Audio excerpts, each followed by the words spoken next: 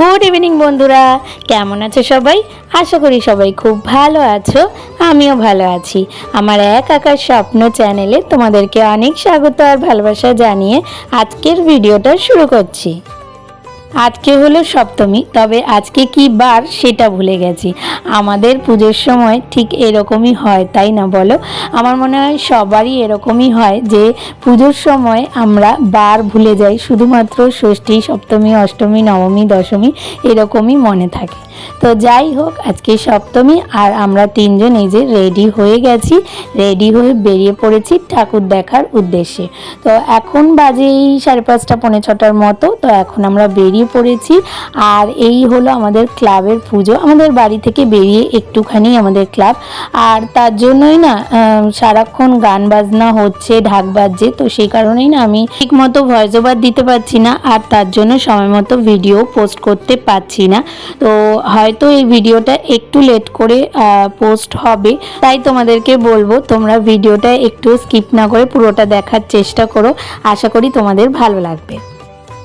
তো আমাদের বাড়ি থেকে টোটো করে আমরা সোজা চলে এসেছি 1 নম্বরে, কারণ আমার দিদিরাও আমাদের সাথে ঠাকুর দেখতে যাবে, আর এখনও পর্যন্ত ওরা এসে পৌঁছায়নি। তাই 1 নম্বরের মুখে কালী মন্দিরের সামনে যে পুজোটা হয় সেই পুজোটার প্যান্ডেলেই একটুখানি এসেছি দেখতে। বেশ সুন্দর করেছে জানো তো। আমরা তো বড় বড় প্যান্ডেলের পিছনে ছুটি, কিন্তু এই ছোট ছোট প্যান্ডেলগুলোও কিন্তু খুব সুন্দর করে, তাই না বলো? দেখো কি সুন্দর করেছে প্যান্ডেলটা, বেশ ভালো লাগছে। তো সেই জন্যই একটুখানি ভিডিও করে নিলাম আর তোমাদের সাথে শেয়ার করলাম।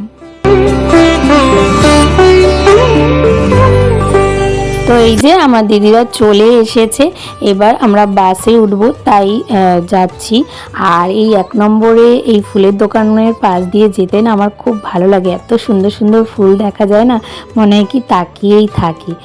তো যাই হোক, চলো তাহলে যাওয়া যাক, আর তোমরাও দেখতে থাকো কোন কোন প্যান্ডেলে আজকে আমরা যাই। আর আজকে জানো তো পুরো বাসে বসে বসেই আমাদের এনার্জি একদম নষ্ট হয়ে গেছে। জানি না কতটা ঠাকুর দেখতে পারবো। তো বাসে আমরা প্রায় 2 ঘন্টা মতো বসেছিলাম, এতটা জ্যাম ছিল। সব জ্যাম কাটিয়ে ফাইনালি আমরা এসে পৌঁছালাম শ্যামবাজারে। আর এটা একটা নর্মাল প্যান্ডেল ছিল, তো সেটা একটুখানি দেখে ওখানে পাখার হাওয়া খেয়ে তারপরে আমরা সোজা চলে এসেছি শ্যামবাজারে। একদম প্রথমে এই প্যান্ডেলটা দেখতে। প্যান্ডেলটা সিম্পলের মধ্যে খুব সুন্দর হয়েছে, তবে এই প্যান্ডেলের মায়ের মুখটা এতটা সুন্দর না যে দেখে একদম চোখ জুড়িয়ে যাচ্ছে। তোমরা দেখলেই বুঝতে পারবে।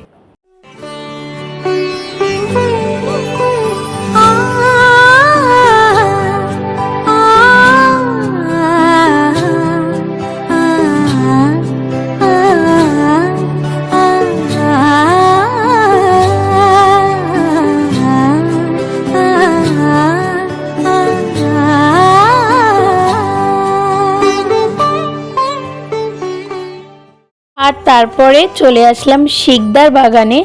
আর এই প্যান্ডেলের প্রথমেই দেখতে পাচ্ছ যে একটা তৃষ্ণার্ত কাকের যে গল্পটা আছে সেই গল্পটাই এখানে তুলে ধরা হয়েছে। আর এই থার্স্টি ক্রোক স্টোরিটা না রিশানের স্টোরি টেলিংয়ে এইবার এক্সামে আছে। তো সেই জন্য রিশানের খুব ভালো লেগেছে যখন ওকে বুঝিয়ে বললাম, আর ও ওখানেই স্টোরিটা বলা শুরু করে দিয়েছিল। তো যাই হোক, এই প্যান্ডেলের থিমটা ছিল গাছ কেটে দেওয়ার ফলে যে মানুষের বা পৃথিবীতে যা যা ক্ষতি আসতে চলেছে, তো সেই সব কিছুই এখানে তুলে ধরা হয়েছে। এবং নদীর জল যে দিনে দিনে শুকিয়ে যাচ্ছে, তো সেই সব কিছুই এখানে তুলে ধরা হয়েছে।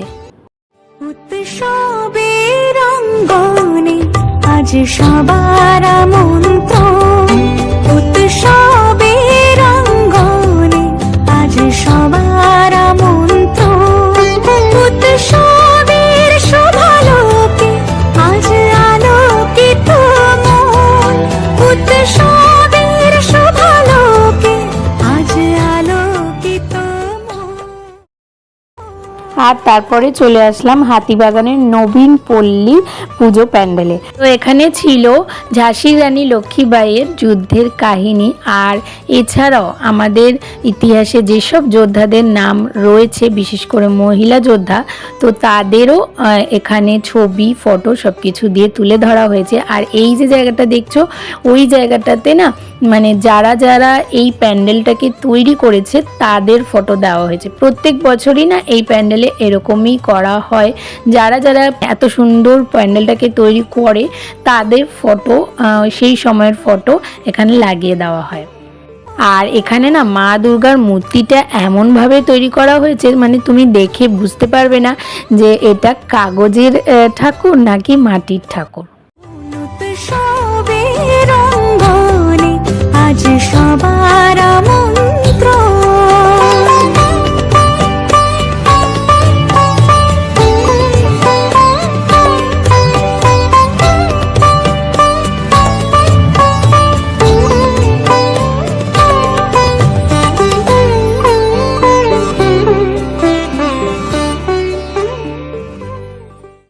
আর তারপরে আমরা চলে এসেছিলাম নলিন সরকার স্ট্রিট পুজো মণ্ডপে।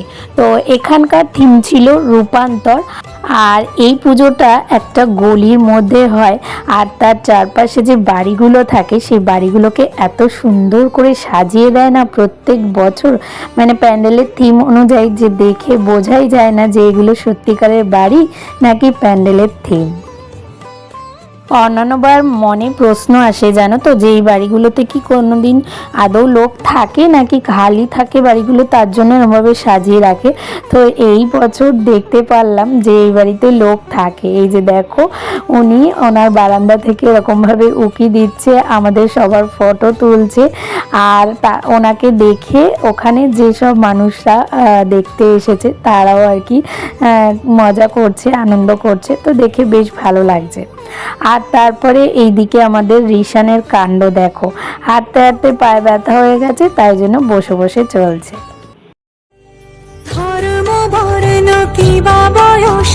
সীমানা ছাড়িয়ে আজি প্রতি গৃহ কোন পর স্বজন নব সাজে উঠে সাজিয়ে ধর্ম বর্ণ কিবা বয়সে সীমানা ছাড়িয়ে।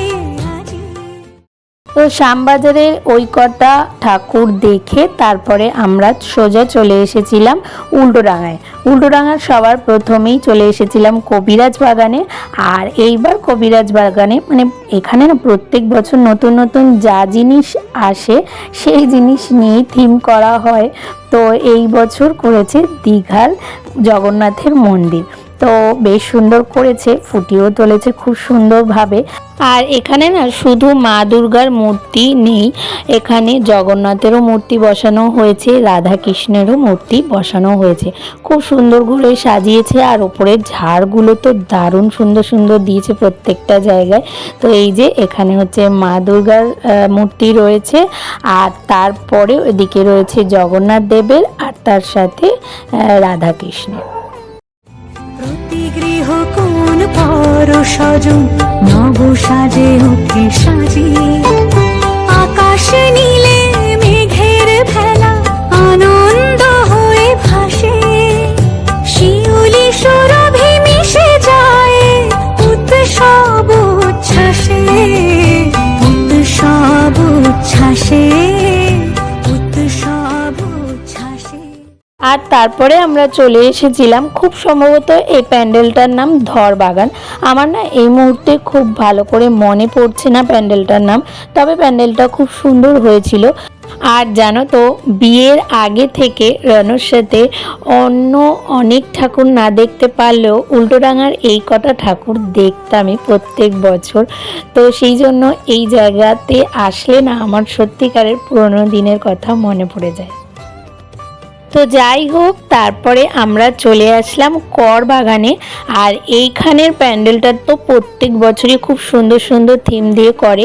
তো এই বছর এই প্যান্ডেলের থিম ছিল পুরনো দিনের চিন্তাভাবনাগুলোকে তুলে ধরা, আবার নতুন করে মনে করিয়ে দেওয়া।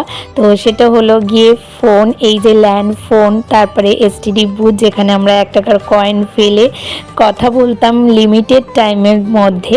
এখন তো আমরা অনেক সময়, মানে কত সময় যে চলে যায় এক এক সময় কথা বলতে বলতে হয়তো টেরই পাই না, কারণ পয়সা কাটার ভয় নেই। কিন্তু আগে এরকমই ছিল, কিছুটা লিমিটেড টাইম ছিল, সেই টাইমের মধ্যে তুমি কথা বলতে পারবে, বাদবাকি আবার ফোন কেটে যাবে।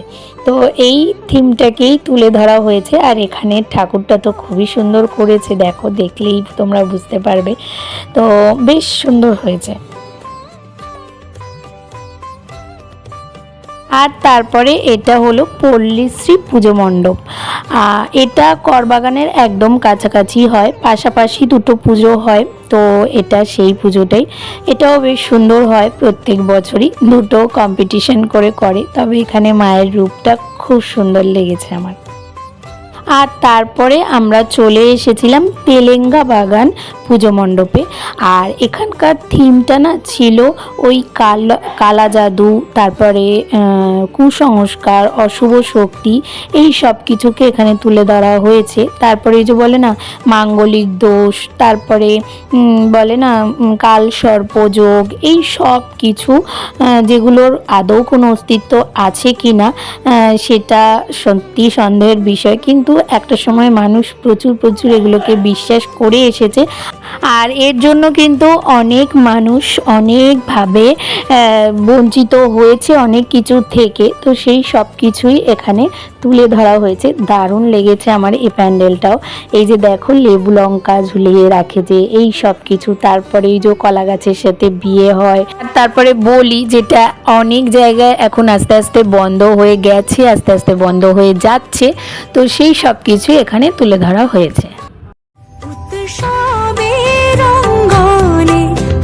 সবার আমন্ত্রণ, উৎসবের অঙ্গনে আজ সবার